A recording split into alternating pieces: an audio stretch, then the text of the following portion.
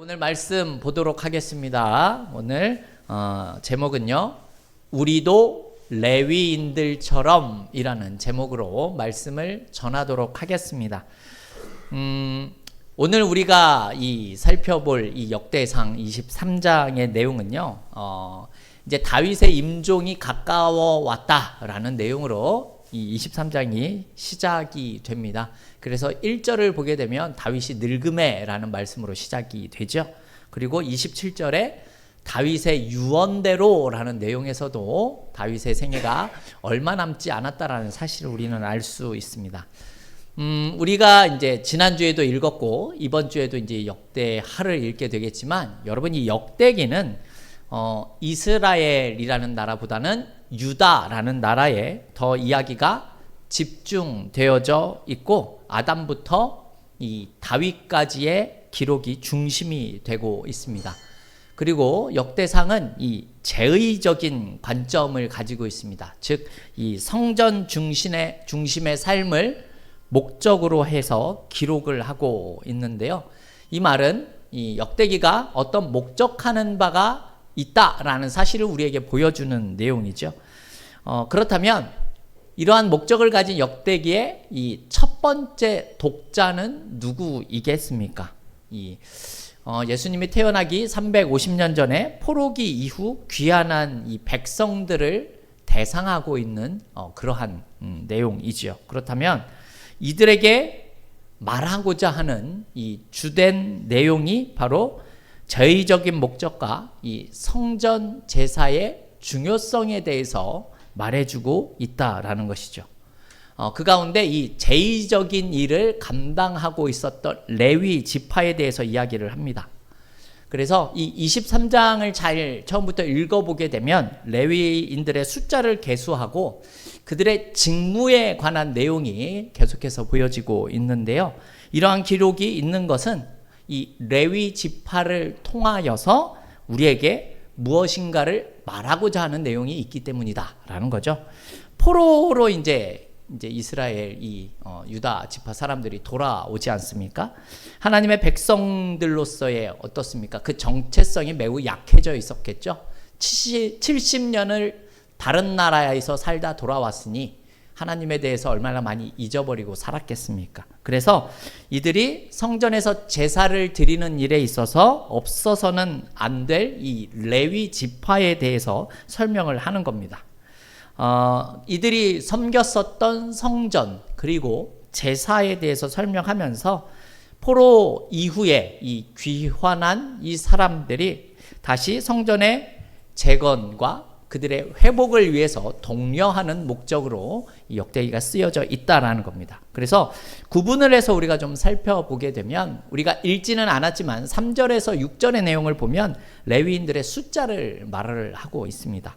3절에서는 30세 이상의 레위인들을 계수하고 있죠. 그런데 24절을 보게 되면 20세 이상의 숫자를 20세 이상을 계수하였다라고 합니다. 그리고 7절에서 24절은요, 레위인의 구분을 보여주는데요. 오늘 본문의 내용인 24절에서 32절은 이 레위인들의 의무에 대해서 우리에게 말씀하고 있는 내용입니다. 우리가 오늘 살펴보게 될 주된 내용인데요. 다윗이 어떠한 명령을 내리냐 하면, 사실 이들은 이 광야 시대 이 광야를 40년 동안 떠돌면서 이들이 성막을 가지고 제사를 드렸지 않습니까? 이동을 하지 않았습니까? 그래서 그때 했었던 레위인들의 직무를 이제 성전 시대에 맞도록 바꾸고 있다라는 겁니다. 왜 그렇죠? 광야 시대에는 여러분 항상 이동을 했었습니다. 그냥 한 군데 계속 머물러서 40년을 있었던 게 아니라 이들이 계속 이동을 했는데, 그때마다 여러분 이 레위인들의 중요한 임무 중에 하나가 뭐냐면요, 성막의 기구들, 이 성막을 구성하고 있는 것들을 이들이 다 어깨에 메고 이동을 했다라는 겁니다. 그런데 이제는 성전이 지어지지 않습니까? 그죠? 성전이 지어지게 되면 그걸 메고 이동할 필요가 없어지게 되는 거죠.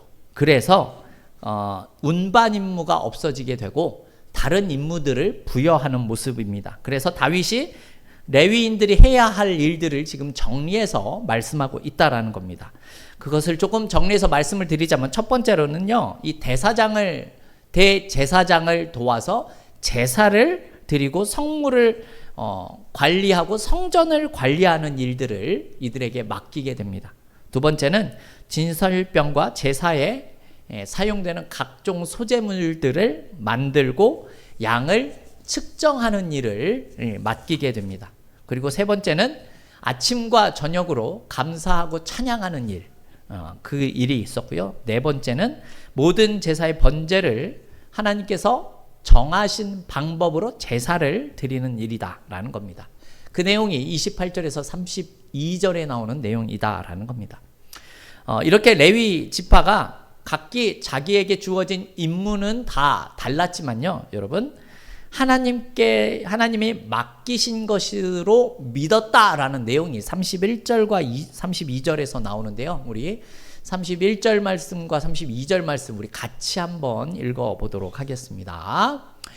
또 안식일과 초하루와 절기의 모든 번제를 여호와께 드리되 그가 명령하신 규례에 정한 수요대로 항상 여호와 앞에 드리며 또 회막의 직무와 성소의 직무와 그들의 형제 아론 자손의 직무를 지켜 여호와의 성전에서 수종드는 것이더라. 아멘. 어떤 내용이죠? 번제를 드릴 때 명하신 규례대로 드리고 직무를 다하여서 여호와의 전에서 수종을 들어야 한다. 이렇게 지금 말씀하고 있다라는 겁니다. 명령과 규례대로 이 수종드는 것에 대해서 우리는 어떤 생각을 가질 필요가 있냐면, 이들이 사명감을 가지고 일을 했어야 한다라는 사실을 알 수가 있습니다. 항상 그 직무를 잘 감당하기 위한 모습이, 그 마음이 필요했다라는 겁니다. 말씀을 드렸지만 27절 이후 내용을 보게 되면요, 레위인들이 무슨 일을 했냐 하면요, 이 성소를 소재하는 일, 여러분 제물을 굽고 반죽하는 일, 아침 저녁으로 찬송하는 일, 규례대로 번제를 드리는 일들을 했다라고 합니다. 여러분 힘들었을 테지만 이들의 섬김과 수고를 통해서 제사장의 직무와 성전에서 드리는 제사가 온전히 잘 수행될 수 있도록 이들이 도와주는 역할을 잘 감당하고 있었다라는 겁니다. 여러분 이 내용은요, 자신이 했었던 일들의 경중을 따지는 것이 아니라 자신에게 맡겨진 은사와 소명대로 이들이 맡겨진 바를 굉장히 잘 수행했다라는 내용이 될 수 있다라는 겁니다. 근데 여러분 이 레위인들을 생각했을 때 주로 무슨 생각을 많이 하십니까? 보통 제사를 드리는 일들만을 많이 생각하는 경우가 많습니다. 그런데 오늘은 이 제사를 드리는 일뿐만이 아니라 훨씬 더 다양한 일들이 레위인들을 통해서 행해지고 있었다라는 그러한 내용들을 우리가 알 수 있었다라는 겁니다. 무슨 내용이 있었죠? 제물을 굽고 반죽하는 일. 여러분 지금으로 따지면 무슨 일이겠습니까? 식당 봉사와 비슷한 일 아닙니까? 그죠? 식사. 앞에서 말씀드렸지만 대제사장을 도와 성전을 관리하는 일도 있었습니다. 여러분 이것이 바로 레위인들이 했었던 일이다라는 겁니다. 맨날 제사를 드리는 일에만 이들이 관여했었던 것이 아니라 여러분 굉장히 다양한 일들이 많이 있었습니다. 그 중에 여러분 반죽을 굽고 제물을 굽고 하는 일들이 있었다라는 겁니다. 여러분 우리도 지금 인원이 그렇게 많지는 않지만 우리가 식사하는 인원이 10명이 훌쩍 넘어가지 않습니까? 여러분 한 두세 명, 세네 명 식사하는 거 준비를 하는 건 쉬운 일일 수 있는데요. 여러분 10명이 넘어가는 식사를 준비하는 일은 굉장히 쉬운 일이 아닙니다. 그러니까 여러분들 수고하고 애쓰시는 분들한테 격려와 도움을 주셔야지, 오늘은 좀 짠 것 같은데요, 이런 얘기 하시면 여러분들 다음 주부터는 그런 말씀 하시는 분이 식사를 준비하는 걸로 이제 규칙을 정하도록 하겠습니다. 그런 분이 있다라는 말씀을 드리는 게 아니라 우리 감사하게 먹을 수 있어야 한다라는 말씀을 드리는 겁니다. 그런데 우리는 이 교회 안에서도 생각을 해보면 무슨 생각들을 많이 하냐면 교회 안에서도 되게 큰 일이 있고 작은 일이 있다라고 생각을 하는 경우가 참 많이 있는 것 같습니다. 또 그 안에서 자기 자신을 드러내는 일들이 있고 자신이 드러나지 않는 일들이 있다라고 생각을 하시는 분들이 꽤 많습니다. 그런데 오늘 본문의 내용을 우리가 좀 생각을 해볼 필요가 있다는 겁니다. 여러분, 교회를 청소하고 관리하고 봉사를 하는 것들이 우리는 어쩌면 허드렛 일로 생각을 하실지도 모르겠지만 여러분, 이 일이 구약시대에는 레위인들만이 할 수 있었던 아주 귀한 일이었다라는 사실을 우리가 기억해야 한다라는 겁니다. 무슨 뜻이죠? 여러분, 그러한 일들을 우리가 지금 하고 있기 때문에 하나님을 섬기는 교회가 행하는 모든 일들 안에 천한 일들이, 작은 일들이 있을 수는 없다라는 말씀을 드리는 겁니다. 무슨 일을 하든지 그것이 다 우리에게는 귀하다라는 겁니다. 여러분, 예배에 참여하는 일만 중요하고 잘하는 게 아니라 그 외의 모든 일들이 다 귀하다라는 겁니다. 여러분, 왜 모든 일들이 다 귀할까요? 우리가 하나님을 섬기고 교회를 세워가는 일에 다 필요한 일들이기 때문에 그 일이 다 귀하다라는 말씀을 드리는 겁니다. 여러분, 우리가 행하는 일들이 다 중요하고 다 필요한 일들이다라는 겁니다. 그래서 우리가 하는 모든 행동은 의미가 있고 가치가 있는 일들이다라는 것이죠. 여러분, 교회 안에서 떨어진 쓰레기를 줍는 것도 여러분 귀중한 일입니다. 아무도 없는 화장실에 불을 끄는 것도 아주 귀중한 일입니다. 여러분, 우리가 얼마 전에 대청소했지 않습니까? 여러분, 굉장히 귀한 일에 우리 귀한 성도들이 많이 참여했지 않습니까? 너무나 귀한 일들을 행하신 겁니다. 그래서 우리는 이러한 모습 속에서 생각해 볼 것이 별 볼 일 없어 보이는 일에 대한 편견을 우리가 절대로 가져서는 안 된다라는 말씀을 드리는 겁니다. 오히려 이렇게 생각을 하셔야 돼요.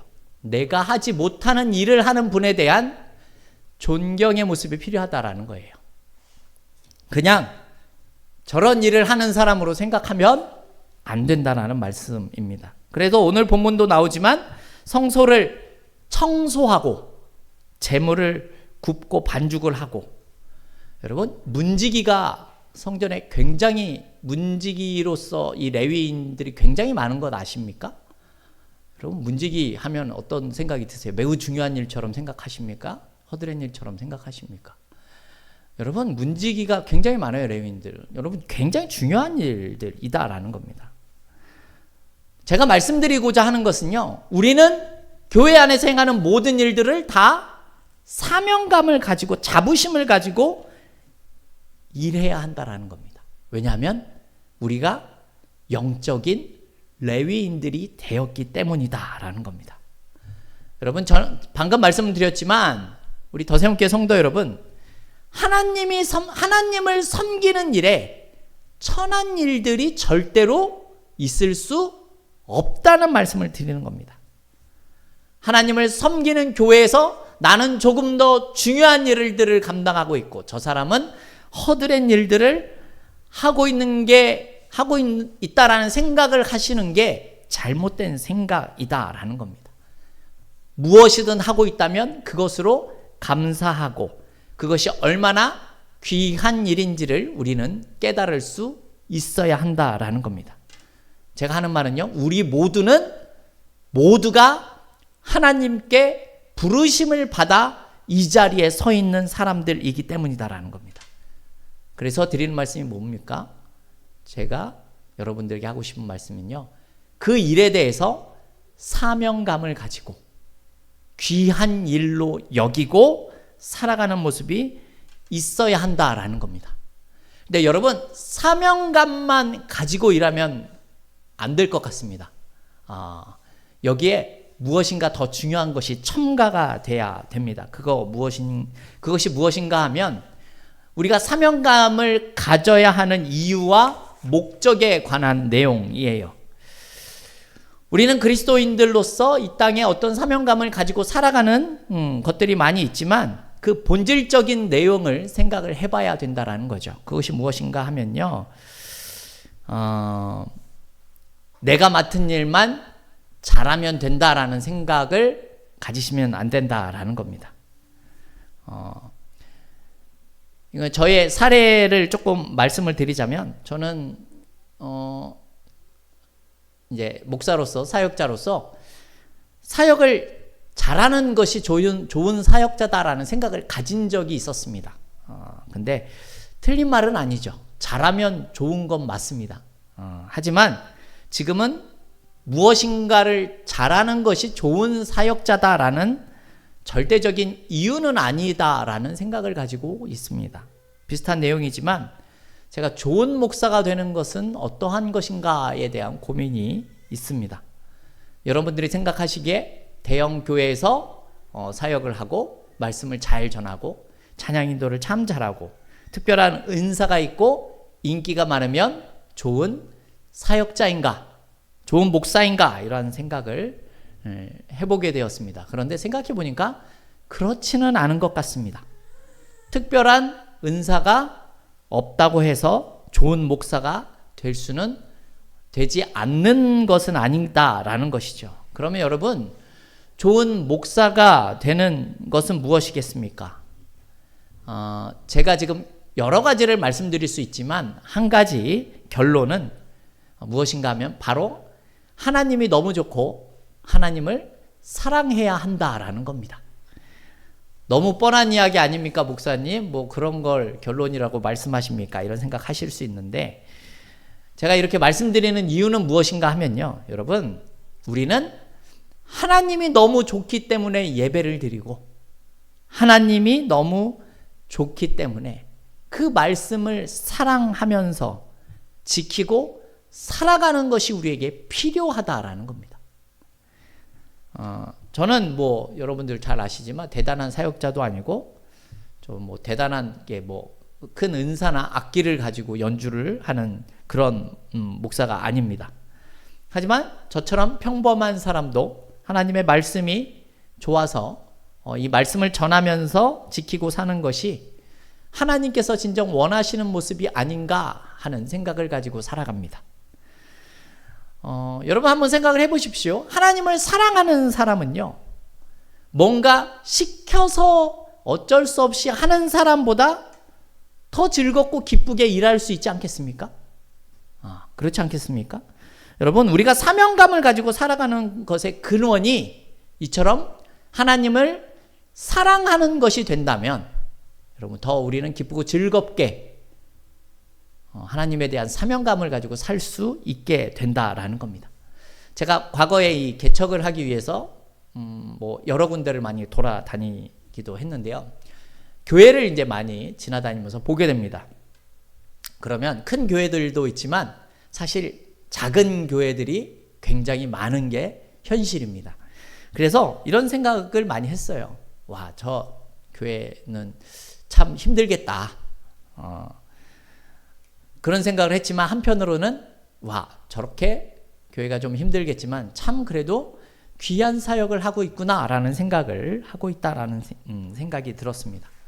여러분, 작은 교회에서 오랜 시간 사역하시는 목사님들이 그렇게 할 수 있는 이유가 뭘까요?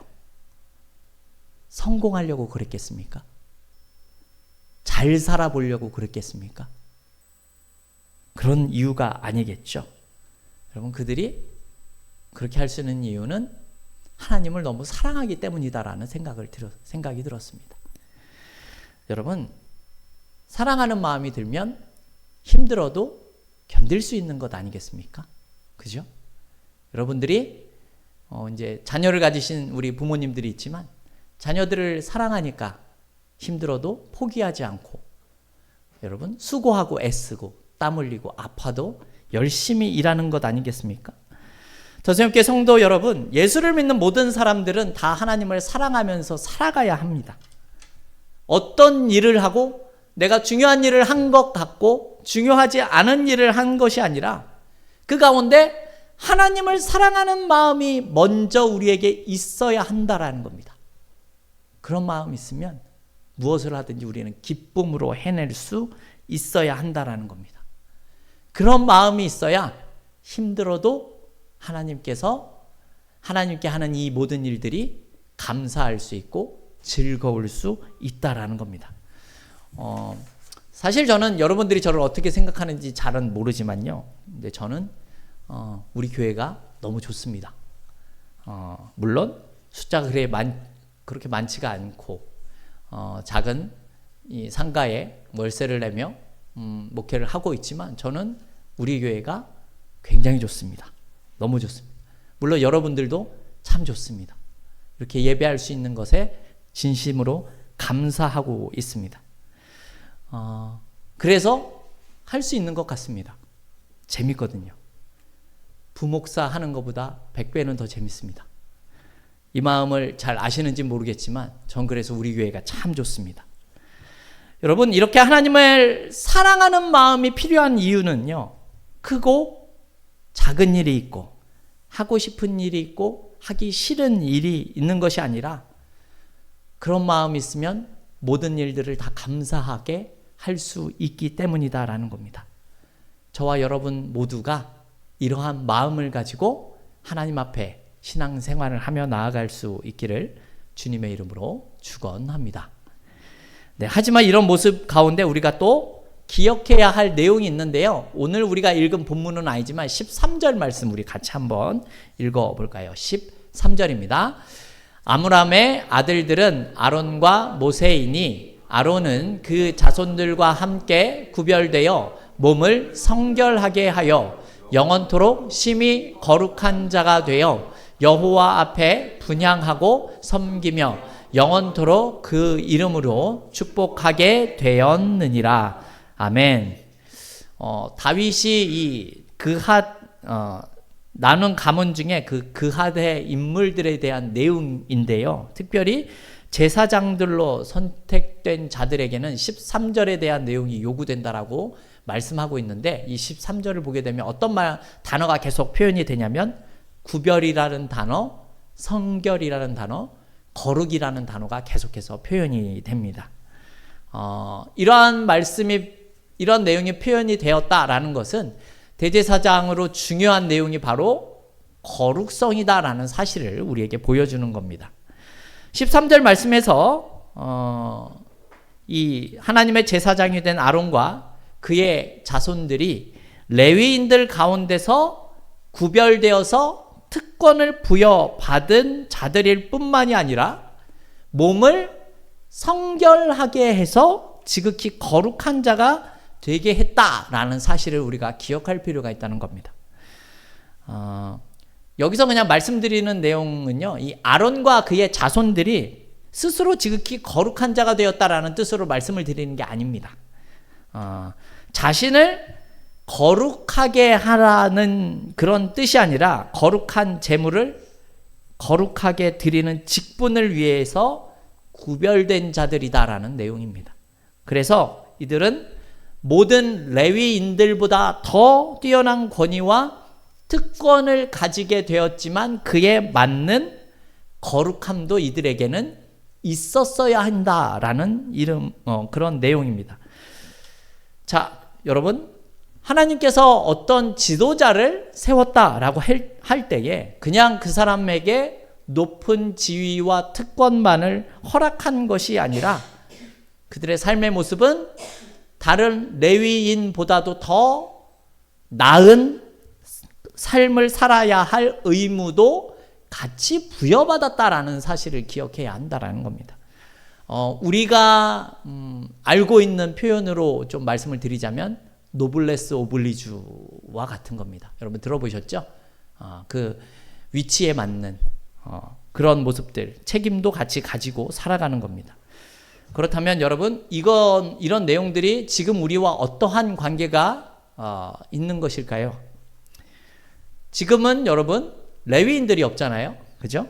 그런데 우리는 이미 하나님을 믿고 섬기는 영적인 레위인들이 되었다라는 사실을 좀 기억을 할 필요가 있다는 겁니다.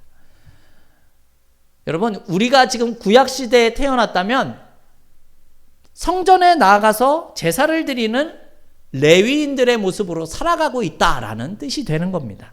이런 모습을 이 마틴 루터라는 종교개혁을 한 사람은 우리를 만인 제사장이라고 불렀습니다. 우리 모두가 제사장이 되었다라는 뜻입니다. 이렇다는 말은요, 우리도 제사장들과 같이 그에 합당한 거룩한 모습을 가진 사람으로 살아가야 한다라는 겁니다. 왜냐하면 이 거룩함이 하나님이 지닌 속성이기 때문에 그렇습니다. 하나님께서 거룩하시기 때문에 그런 하나님을 섬기는 제사장들도 거룩한 모습으로 살아가는 것이 맞다라는 겁니다. 그래서 인간이 거룩하게 된다라는 것은요, 하나님의 말씀을 준수하면서 살아가고 죄와 멀어지는 삶을 살아가는 것을 의미하는 겁니다. 제가 전에도 많이 말씀을 드렸지만 여러분, 거룩이라는 말의 의미가 무엇이라고 말씀을 드렸죠? 거룩은 구별되다라는 의미를 지녔습니다. 구별된 자. 거룩이라는 말은요, 세상과는 구별된 하나님을 닮은 모습이 우리에게 있어야 한다라는 내용입니다. 우리가 세상을 살아가지만 하나님을 믿었으니 세상 사람들과는 다른 모습이 우리에게 있어야 한다라는 내용이지요. 현재 우리는 모두 다 왕 같은 제사장이 되었기 때문에 하나님을 닮은 모습으로 세상과는 다른 거룩함을 가지고 살아가야 한다라는 겁니다.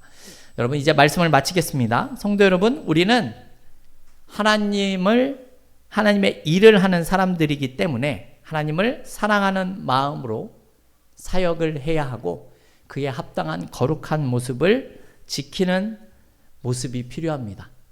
여러분, 우리가 이렇게 살아가지 못하면 사실 우리는 세상 사람들과 크게 다를 바가 없어지는 겁니다.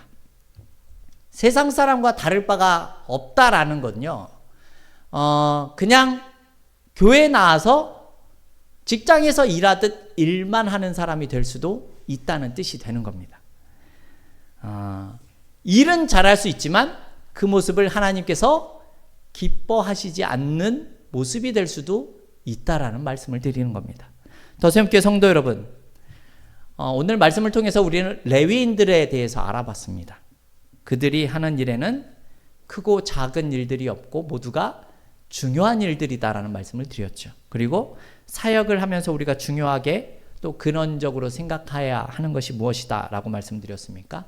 하나님을 사랑해야 하고 우리가 거룩한 모습을 가지며 살아가야 한다라는 겁니다. 여러분, 구약시대의 레위인들이 그렇게 살아왔기 때문에 그들이 하나님께 온전한 제사를 드릴 수 있었고 성전이 유지될 수 있었다라는 겁니다. 여러분, 이렇다는 말은 지금 우리가 레위인이 되었기 때문에 우리 교회도 우리 성도들도 이러한 모습이 근거가 되어야 하고 우리의 섬김과 봉사 안에는 하나님을 사랑하는 모습과 거룩한 모습으로 살아가야만 우리의 교회가 성장하고 유지되어지고 우리의 신앙도 성장하고 유지될 수 있다라는 겁니다.